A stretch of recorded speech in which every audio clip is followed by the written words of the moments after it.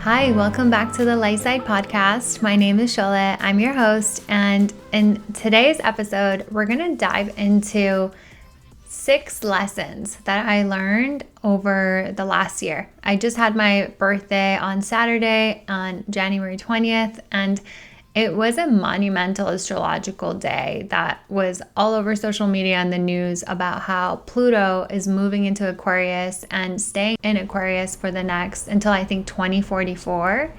And then it was the last day of the Mercury retrograde shadow period. Whew, thank goodness that was a very sticky shadow period. Oh, wow. I could not wrap my head around everything that was happening over that time frame. And then also the sun moved into Aquarius. It was the first day of Aquarius season. I'm a 0-degree Aquarius and I have so many other planets in my chart. I've been into astrology for like the last 20 years, honestly and truly. I am so fascinated by the planets, the stars, and I'm a believer that given everything has energy and even the ocean is impacted by the energy of the moon, the phase of the moon, then considering just how big the planets are in comparison to us, how we're just these like teeny human beings here on Earth, that our energy is impacted by the energy of the planets. And so I am a believer, and I'm not saying this to convince you, to each their own, but I'm actually looking to have a friend and astrologer on the podcast soon, so I'm excited for you guys to hear from her directly. But this episode isn't intended to be a focus on astrology. I was reflecting on all the lessons that I learned during the last year, and wow, my life has changed so dramatically over the last year. Just to briefly recap, when this time last year, I hadn't yet finished the Jay Shetty Certification School Business Launchpad, which was right after we had finished our final exam and all that good stuff. It was a month long. I hadn't yet launched my website. I actually hadn't even done the graduation for Jay Shetty Certification School. I hadn't received my certificate yet. And I hadn't launched my website and my business. I hadn't yet launched my coaching practice. I hadn't yet launched my blog and website and my newsletter, the Sunday Tea, and so much more. I hadn't yet started this podcast, and so much happened over the last year. And I love to make note of lessons that I'm learning as time goes on, as things happen, events happen. But a lot of times the lessons don't really make themselves crystal clear until some time has passed. And so as I started to write down all the things that I feel I had learned over the last year, these lessons were really the highlights from the year's growth. Something that kept showing and presenting itself over and over again was that I was keeping my heart safe and it was costing me way too much. And I learned that through being vulnerable over the last year, that I rather share my heart and be open and potentially get hurt than be left with the words unsaid, with words that I didn't say, and potential what ifs and regrets. And really trust that brave action will eventually pay off, that being brave and voicing how I feel will have its own benefits. And yes, it's hard. It's really, really hard. And I really learned that over the summer because I was able to voice something that I had held in my heart for a very long time. I decided to take a risk, to open my heart and to allow myself to be expressive about what was happening within my heart space. And it was scary. It was really, really scary, but it was worth it. The highs, the happiness I gained, maybe the tears, the sadness, the pain that I felt as a result later down, they were all worth it. They taught me that it is far, far more important that I am transparent and open and vulnerable versus hiding my heart, hoping that I stay strong and safe. It's like when I think about the repercussions of being safe, I almost want to equate that to not living life. And that's a tough stance to take, to try to protect ourselves and protect our hearts, to keep us safe, to keep us from getting hurt, is choosing to miss out on a lot of opportunities, a lot of connections, a lot of love to be felt. I guess like that was one of the biggest lessons that I learned over the past year, is how much I was keeping myself safe the prior years. I started the year really having a goal of wanting to date more and like wanting to make time for dating, and having a goal of dating at least like once or twice a month, like going on a date. And being in Southern California, not being able to meet as many people in person, that meant being on dating apps. And I always cringed at being on dating apps, and I didn't like dating apps. And so this whole notion of like keeping my heart open, I continued to take a risk and let go of the resistance that I felt against sharing my heart, and just pushed past that to share my heart. Because to live is to be vulnerable, and to try to protect ourselves is really a recipe for sadness, for loneliness. The cost of protecting our hearts is way too much. It costs us connection. It costs us a feeling of home. It costs us the memories. It costs us so much joy. And so, is it worth putting our pride aside and expressing ourselves? Yes, 100%, because the outcome is always 50-50. It can either go really well or it could go south, but we won't know unless we try. And the pain of having regrets, let's say, seeing someone that you really cared about be in another relationship, or just what ifs, like what if I talked to that person? What if I actually initiated that conversation? The time that it takes away from our mind and our present moment in trying to grapple with like what if, and instead use that time to just initiate, to just go push past. Because really, we're only living in this life for a short period of time. We're not here forever. And I don't mean to say that to be dark, make people lose hope, but what do we have to lose? Life moves so fast. And so we have to really be willing to be vulnerable, open our hearts, and allow what we want to experience. We have to be willing to initiate and to take a step, because I think what happens a lot of times is people want other people to show them what they want before they're willing to open up. But that's the thing. I have a lot of Capricorn placements, so I think about work a lot. So just as in the workplace, we don't get promoted until we show that we're capable of what we want, I feel like the same goes with love and everything else in life. We have to show that we're willing to open our heart, to let love in, to let people in, to let relationships, friendships in before they can actually come in to our lives. So, and all of what I just said really applies to friendships, to any sort of connection that could potentially leave you vulnerable. And of course, use your discretion. I understand if people have shown you that you can't trust them. And this isn't to say if somebody has shown you over and over again that you can't trust them, to continue to be vulnerable with them, right? This is really about being willing to open our hearts and to share. When we have a nudge, when we have a feeling, when we feel like drawn to something and we feel that we need to voice something, to not suppress that, to voice how we feel. That's really what I'm getting at here, is like in situations where you have an urge, you have a desire to share how you feel, to speak up.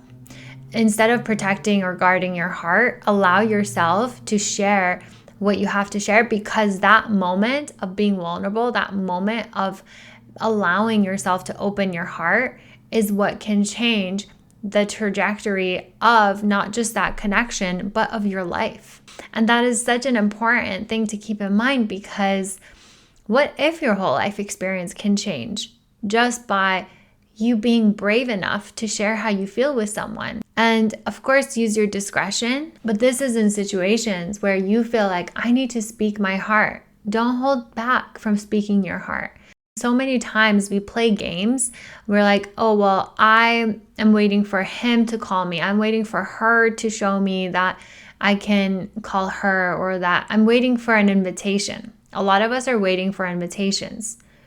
But sometimes we have to be the person that makes the invitation. And that can feel really scary because we don't want to get rejected. But the pain of not taking that chance is too great. I rather take the chance than be afraid of repercussions, because it can go either way. And what ifs and regret cost us so much more time. So I don't know who needed to hear that, but I hope that if you needed the boost in motivation to speak how you feel, to share your heart, that this episode does that for you.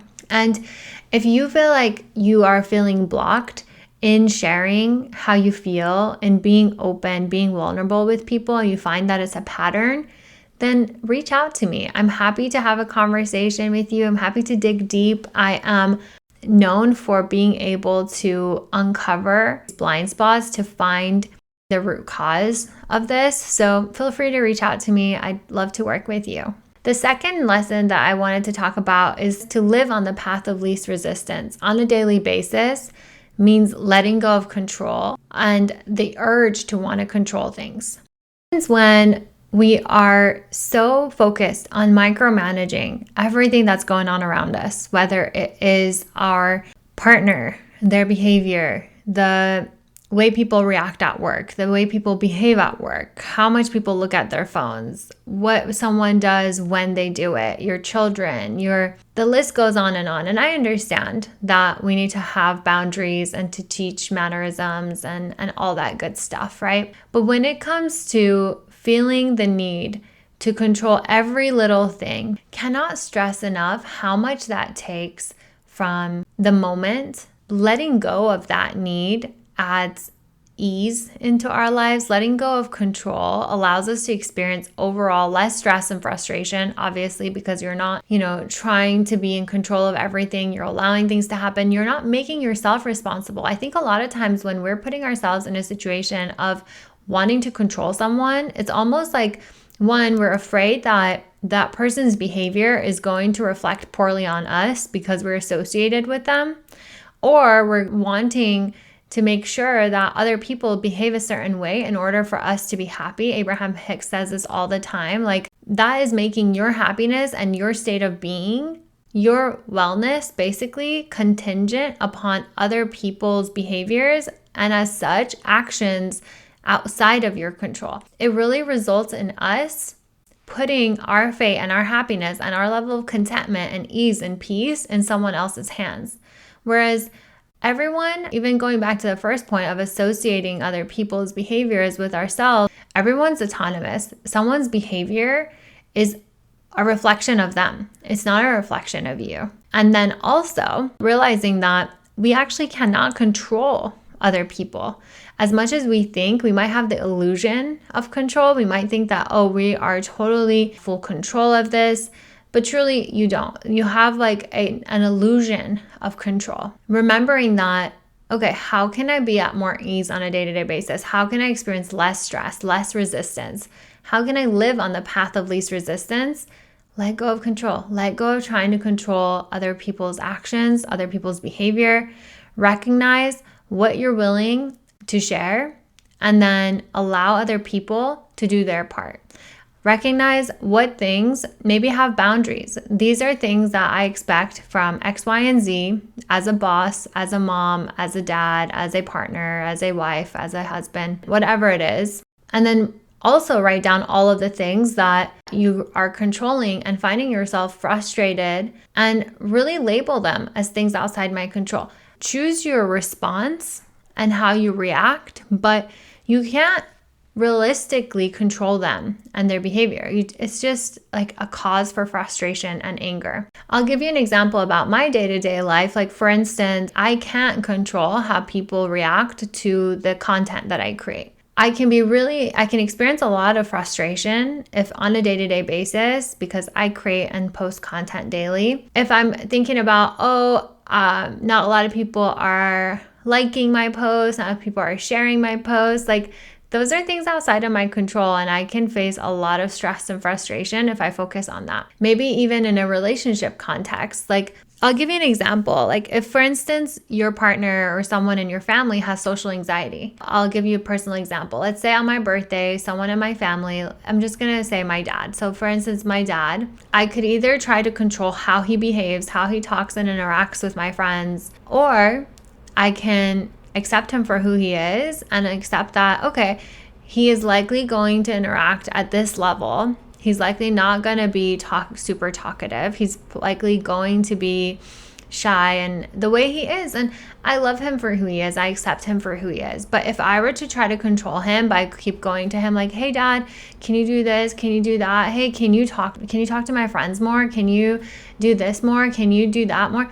Can you imagine? Like, that would be so frustrating, and it would be me just trying to control the whole thing instead of just enjoying it, instead of just being there with him, instead of just being and being happy that he's here, that he's with me, that I still have my dad. Like, it takes away from us being able to enjoy what is because we're trying to control everything else. And then how much more fun will I have if I'm just like present to the fact that he is here and he is who he is, versus the stress and frustration of like, oh, I need him to do this. I need him to say that. I need him to act this way. I need him to wear this. And this is a relevant example for me because I did try to do that, to be honest, at a certain time in my life when I was younger, or even maybe recently. I'd be like, Dad, like, do this, Dad, do that. And it's like, sheesh, he's his own person. Like, I can't try to control him.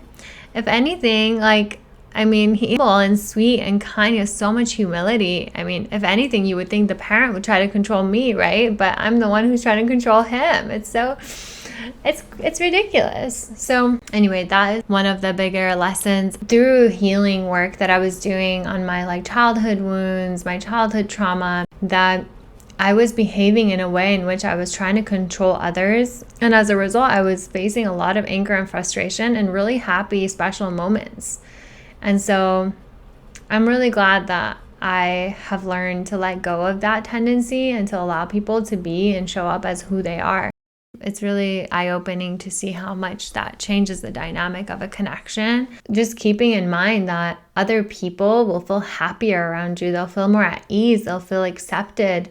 And connections, I feel like relationships are really intended to remind us of our ability to love unconditionally and to flex that muscle to love unconditionally versus trying to mold people to be a certain way for us to love them. I feel like relationships are really our road to unconditional love, to oneness with spirituality, with love. Number 3 is, I'm actually going to move this up from, I think it was number 5 on my list, but number 3 is releasing expectations, to enjoy the now moment, to live in the here and now with full presence. And really, that's what enables us to experience each moment to its full potential, with its full potential. I saw this a lot this past year because before going to Bali, I had wanted to go for years. I felt this calling to Bali. I would be walking New York City and feeling like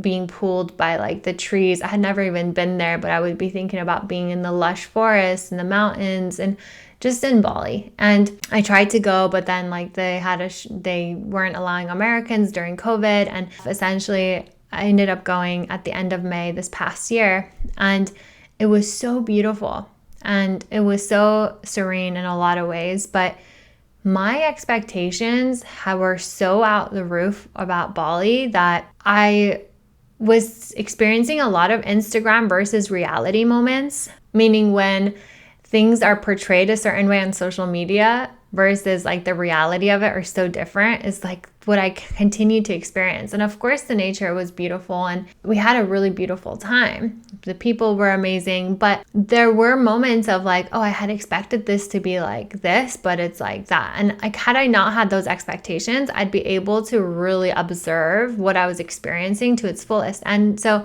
I saw that because we went to Japan after, and I hadn't been hyping myself up for Japan. I knew it was the country I wanted to go to eventually, but it wasn't necessarily at the top of my list, nor was I like counting days for it. And wow, I was so blown away by Japan, maybe because I hadn't done so much research to really expect it to be as incredible as it was. I mean, I had done some planning as far as looking into things I wanted to do in like Tokyo and Kyoto, but I wasn't dying to go there, to be honest. And now it's honestly my favorite country that I've ever been to.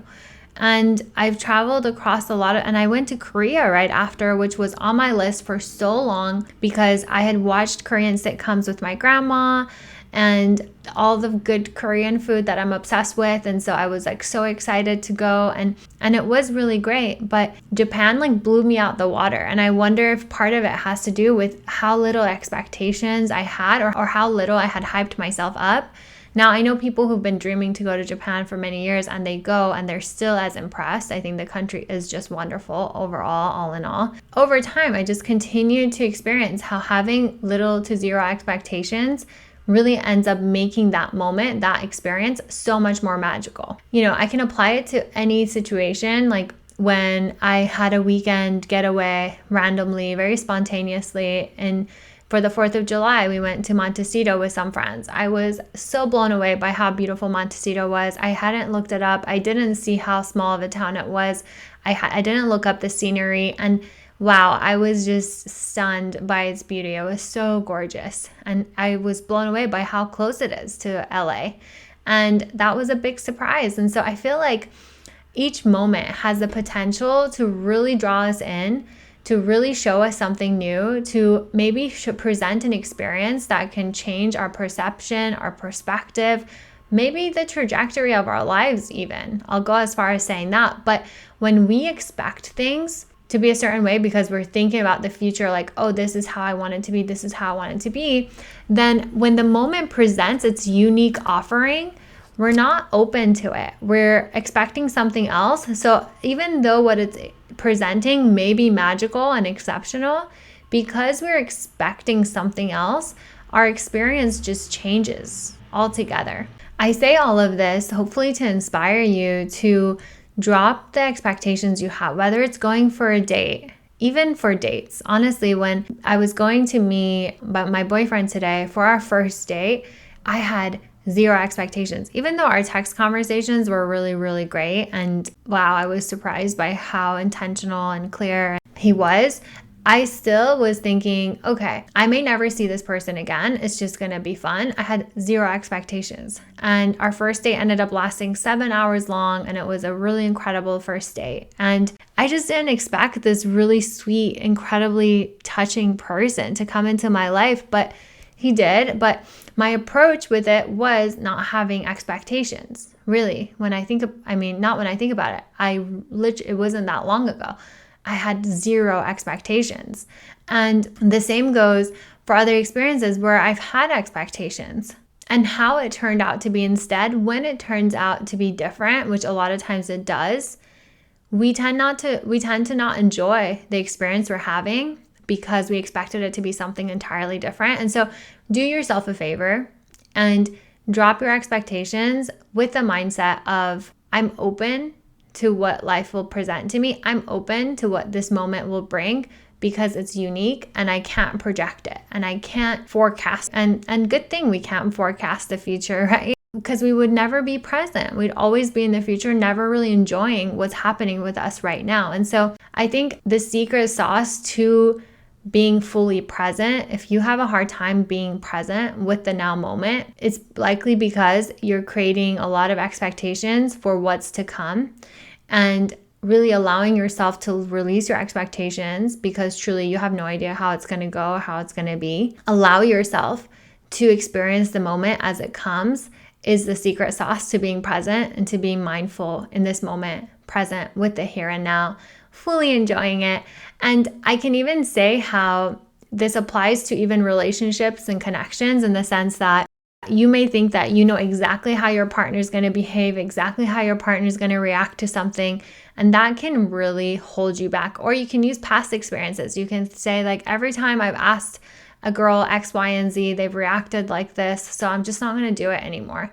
But that mentality of expecting someone to answer a certain way or to respond a certain way will really hold you back, in that you're not allowing yourself to be brave and bold, and like what we talked about earlier, to open your heart and to share and to really take a risk, because you're expecting maybe failure or rejection, whereas this can be completely the game changer. It only takes one chance, one moment. It only takes one opportunity to change everything. It only takes one day to change the rest of your life. And so really allowing yourself that opportunity to experience that is so important, so valuable. Which then leads me to number 4, and that is listen to yourself first. Listen to your own inner voice first, then consider other people's opinion.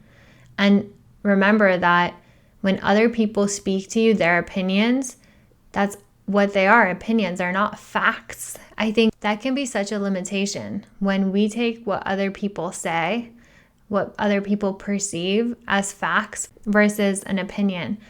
And I've experienced that a lot in my life, and that's why it's a big lesson for me because certain people that I admire or look up to, maybe even put on a pedestal, I take what they think or what they perceive as it. Like, that's a fact. Like, it is for sure this way. Like, previously in the past, I was told by someone that I'm a horrible storyteller. I let that opinion be the narrative of who I thought I was. I thought that speaking wasn't meant for me because I literally lose some people's attention. And then over time, especially over this past year, I keep getting reaffirmation and confirmation that no, you aren't a terrible storyteller. No, you aren't a terrible speaker. Look, I have a podcast now. I really worked on that belief, but their opinion became my belief, which is scary. Please don't allow others' opinions be more than that. Listen to yourself first. Listen to your inner voice, especially when it comes to making decisions. No one else is in your shoes but you, and no one else has the 360 view of you. Only you feel your feelings. Only you feel how something impacts you. So allowing someone else to make opinions a fact for you is giving your power away majorly. And so others' opinions should really come after your own. And that's if you want to listen to them. You don't even have to consider it. But if you want to consider other people's opinions, allow that after your own inner voice. Our inner guidance is so wise. And so the only way you can sharpen that is through listening to it. It's through the practice of listening to your intuition that you sharpen your intuition. We do need other people in terms of coaching relationship, mentorships, therapists. It is helpful to have someone that we can talk to, that we can open our hearts to and really be as a soundboard. But it does really help for that third party to be unbiased. And a lot of times that unbiased relationship is found in coaching relationship or in a therapist. But if you are relying on that third party opinion to make really big decisions and that person is really, really close to you, just consider, for instance, if you want to buy a car, right? If you consider a third party non-biased view versus your family member or your friend, of course that when you buy a car, it's going to impact their life too, right? And then number 5 is when you have a nudge, when you have a feeling or an idea that literally just barges into your mind, to listen to it. No matter how spontaneous it may feel, no matter how much it may not make sense, if it is clear, follow it. Take action, because your ability to take action, even if it doesn't make sense, when you take that step, when you put pen to paper, when you make that video, maybe when you make that call, whatever it is, when you have the instinct to do something, follow it. It will unfold. It will show you the way. You just have to trust. And I say this because a lot of times I found myself suppressing the urge that I have to do something because I'm oh, it doesn't make sense. I just did X, and if I do this, then it might be too overwhelming and too much, or it does, I I talk myself out of something I have an urge to do. And then later I will see someone else having done it. And I'm like, this is the universe showing me I should have followed my gut instinct, that I was given this opportunity and I didn't. And now someone else is doing it. And I'm happy for them. I love that they're doing it. It's inspiring. It's also a lesson for me to follow my nudge, to follow that feeling, to do what I feel I should with an idea instead of talking myself out of it. And so if an idea barges into your mind, please follow it. The world needs it. It's likely going to impact someone's life. It's likely going to help someone out there. And unless you are brave, unless you bring that idea to life, it may go to someone else. And maybe there's so much more for you down that path. Maybe that one idea, that one step, that one action that you're wanting to take is going to lead you to this whole other slew of things that you're capable of, that you can bring to the world, that you can create, that, there's people that you will impact as a result, and you won't know until you follow it. And so this really comes to the sixth lesson that I was going to share, which is it's not necessary to see the full vision. You don't need to see the full vision, the full picture before taking that first step, before starting what you want to do. Start anyway, and the path will unfold. Trust that it will unfold. Trust the process. I say this because what tends to keep us stuck is analysis paralysis, or thinking we must know everything. We must know all of the things that we're going to do because what if like I'm not prepared? What if I don't have a plan B? What if this? What if that? But you can do that brainstorming process. Work on those fears by entertaining the what ifs. Okay, what if that goes wrong? What will I do? What if that? Okay, what will I do? But a lot of times that's unnecessary worry. I think we talked about this in another episode. 97% of the things we worry about never happen. And so just take the step and the path will unfold, because once you do that step you're going to take, another idea will come, another action will come. And unless you allow yourself to be a recipient of those ideas because you're taking action on them, then you won't be able to experience the magic of the process. The ideas won't show themselves to people who aren't receiving it. It's like being a radio station or a channel. Like if you don't tune in to that channel, to that radio station, you won't hear the music, you won't receive it. The same thing goes with ideas. If you are allowing ideas that come to you just sit stagnant and you're not following them, then what happens to those ideas?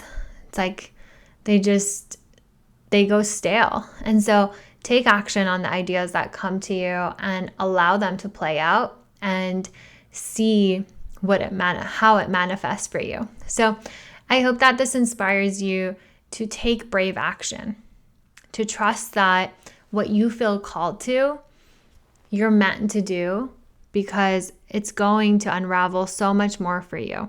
Just to quickly recap, take brave action. It will pay off eventually. It will align you with the right people. It will align you with the right opportunities. And really allow yourself to lean into your inner guidance system, to your inner voice, to your intuition, versus what other people think or what other people say you should do. And really let go of also trying to control other people, because as a result, you'll experience less stress, less frustration, and more ease. And remember that you don't have to see the full picture to take action and to start. So trust the process to lead the way and unfold, and let go of what you think it should be and start enjoying what is. That has been one of the most life-changing things for me, is to let go of what I think it should be and just enjoy what is, release my expectations. Most of all, remember that consistency is more important than everything else. It's far greater than perfection. Progress over perfection is something I always say, and I've heard so many times throughout my career. Consistency is what builds momentum. It builds confidence. It creates flow. It creates the progress that we want to see. And then maybe, just maybe, we might see perfection from the consistency. But what is perfection anyway, right? It means different things to everyone. And so I say that with air quotes, perfection.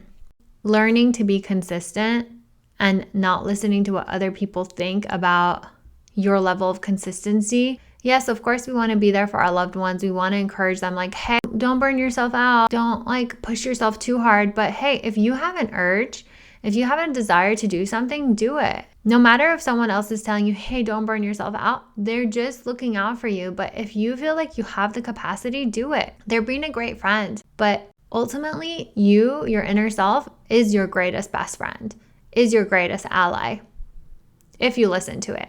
If you allow yourself to have a relationship with your inner self. I hope that this helped you. If you struggle with any of these things, or if you want help really diving deep into why you feel held back or resistance on playing out any of these things that I mentioned, then please reach out to me. I would love to work with you. And if you haven't already done so, I will have the link to my weekly newsletter, The Sunday Tea. Make sure to subscribe for that. I share tons of weekly bits. I would love for you to be part of that community. So link in the bio. Let me know what you thought of this episode. Let me know if any of the lessons resonate with you more than others. Let me know what resonates with you most. If you have any topic requests, I'm going to be having a lot more guests on the podcast. I look forward to it. I'm so excited to really start this year off on this new note. There's so much new energy. I'm so excited for everything that's to come for us in 2024. Let me know if you have any thoughts or feedback. I always love hearing from you. And until next time, I'm sending you tons of love. Thank you.